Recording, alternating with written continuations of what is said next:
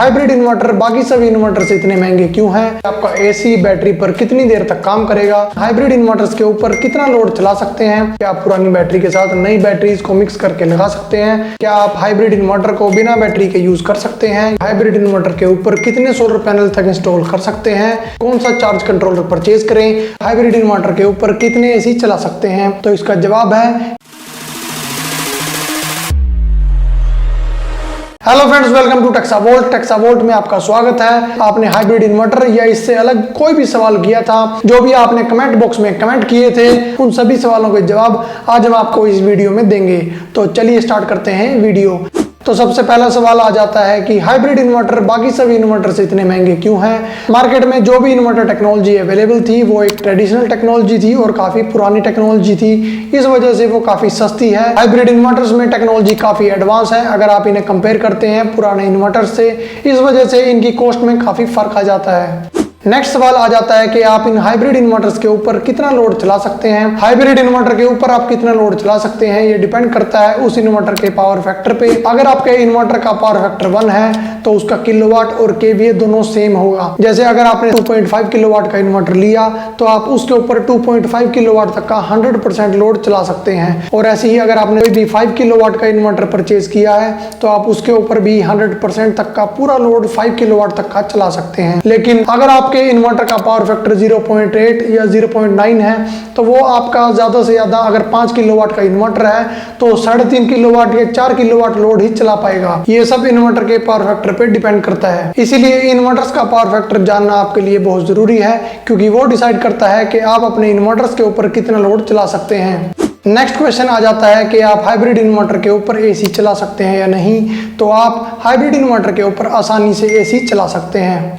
उसके बाद नेक्स्ट सवाल आता है कि आप हाइब्रिड इन्वर्टर के ऊपर कितने एसी चला सकते हैं। तो इसका जवाब है कि आप हाइब्रिड इन्वर्टर के ऊपर अपने इन्वर्टर के हिसाब से एसी चला सकते हैं। एक 1.5 टन का एसी लगभग 1200 से 1800 वाट की पावर कंज्यूम करता है। सपोज करते हैं कि हाइब्रिड इन्वर्टर 2.5 किलोवाट का है तो आप उसके ऊपर 1.5 टन का एसी चला सकते हैं, और अगर आपको 2 या 3 एसी चलाने हैं तो आपको कम से कम 5 किलोवाट का हाइब्रिड इन्वर्टर परचेज करना पड़ेगा। आप जितने एसी चलाना चाहते हैं आप उसके हिसाब से हाइब्रिड इन्वर्टर को परचेज कर सकते हैं। अगर आप ज्यादा एसी चलाना चाहते हैं तो आप ज्यादा किलोवाट का हाइब्रिड इन्वर्टर परचेज कर सकते हैं, जिसके ऊपर आपके एसी आसानी से चल जाएंगे। नेक्स्ट क्वेश्चन आ जाता है कि आपका एसी बैटरी पर कितनी देर तक काम करेगा। हमारे कई कस्टमर्स हमसे सवाल करते हैं कि हमारा एसी हमारे इन्वर्टर पर बैटरी लगाकर कितनी देर तक काम करेगा। तो ये सब डिपेंड करता है आपकी बैटरी पावर पर। आपने 2 बैटरी लगाई हुई हैं, आपने 4 लगाई हुई हैं, कितनी एएच की लगाई हुई है। आप जितनी ज्यादा एएच की या जितनी ज्यादा बैटरी लगा देंगे उतना ज्यादा आपका एसी काम करेगा।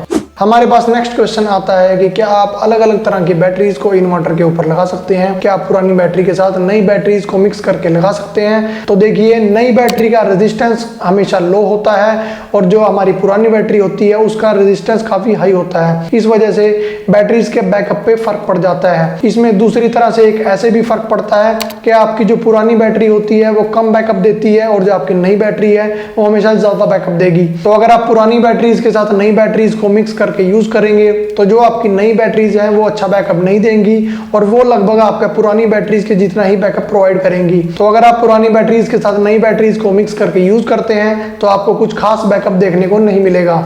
हमारे पास नेक्स्ट क्वेश्चन आता है कि क्या आप 24 वोल्ट या 48 वोल्ट इन्वर्टर के ऊपर कम बैटरीज को यूज कर सकते हैं। तो इसका आंसर है कि अगर आपका इन्वर्टर 24 वोल्ट पे काम करता है तो आपको उसके ऊपर कम से कम 2 बैटरी लगानी पड़ेगी, और अगर आप इन्वर्टर के ऊपर उससे कम बैटरी लगाते हैं तो आपका इन्वर्टर बैटरी के ऊपर स्टार्ट नहीं होगा। और ऐसे ही अगर बात करें 48 वोल्ट इन्वर्टर की तो आपको उसके ऊपर कम से कम 4 बैटरी लगानी पड़ेंगी, और अगर आप उससे कम बैटरीज को यूज करते हैं तो आपका इन्वर्टर बैटरी के ऊपर काम नहीं करेगा। तो इसलिए अगर आपका इन्वर्टर 24 वोल्ट पे काम करता है तो आपका इन्वर्टर एक बैटरी पर काम नहीं करेगा, आपको 24 वोल्ट की पावर उसे देनी पड़ेगी, और ऐसी 48 वोल्ट पे आप 4 से कम बैटरी नहीं लगा सकते।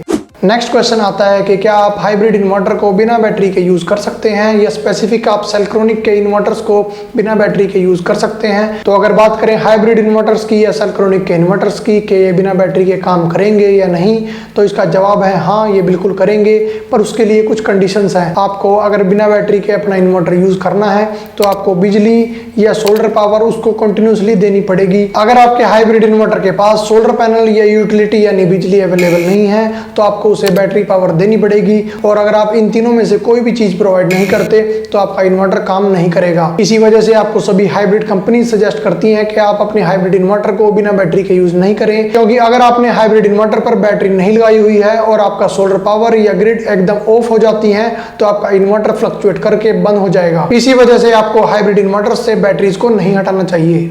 इसके बाद नेक्स्ट क्वेश्चन जो आप लोग पूछते हैं कि हम हाइब्रिड इन्वर्टर के ऊपर कौन सा चार्ज कंट्रोलर परचेज करें, तो आपको बता दें, अगर आप एक हाइब्रिड इन्वर्टर परचेज करते हैं या आपने ऑलरेडी एक हाइब्रिड इन्वर्टर लगवाया हुआ है तो आपको अलग से कोई भी चार्ज कंट्रोलर लेने की जरूरत नहीं पड़ती। हाइब्रिड इन्वर्टर एक एडवांस टेक्नोलॉजी है जिनके अंदर पहले से ही सोलर चार्ज कंट्रोलर अवेलेबल होता है। तो बात कर लेते हैं नेक्स्ट क्वेश्चन की कि हाइब्रिड इन्वर्टर के ऊपर कितने सोलर पैनल तक इंस्टॉल कर सकते हैं। तो आप अपने हाइब्रिड इन्वर्टर के ऊपर कितने सोलर पैनल इंस्टॉल कर सकते हैं ये डिपेंड करता है उस इन्वर्टर की एमपीपीटी रेंज पर।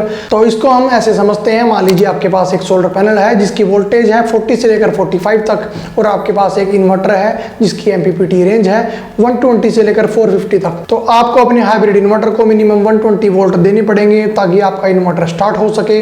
यानी अगर आपके पास एक सोलर पैनल है जिसकी वोल्टेज है 40 से लेकर 45 तो कम से कम आपको 3 सोलर पैनल उसके साथ कनेक्ट करने पड़ेंगे ताकि आपका इन्वर्टर स्टार्ट हो सके। और बात करें अगर मैक्सिमम आप कितने सोलर पैनल इंस्टॉल कर सकते हैं, तो अगर आपके हाइब्रिड इन्वर्टर की मैक्सिमम एमपीपीटी रेंज है 450 तो आप इस इन्वर्टर के ऊपर 10 से 11 पैनल मैक्सिमम इंस्टॉल कर सकते हैं। हम आपके सवालों के जवाब देने के लिए ऐसे ही वीडियो लेकर आते रहेंगे। अगर आपका अभी भी कोई सवाल है तो आप नीचे दिए गए कमेंट बॉक्स में कमेंट कर सकते हैं।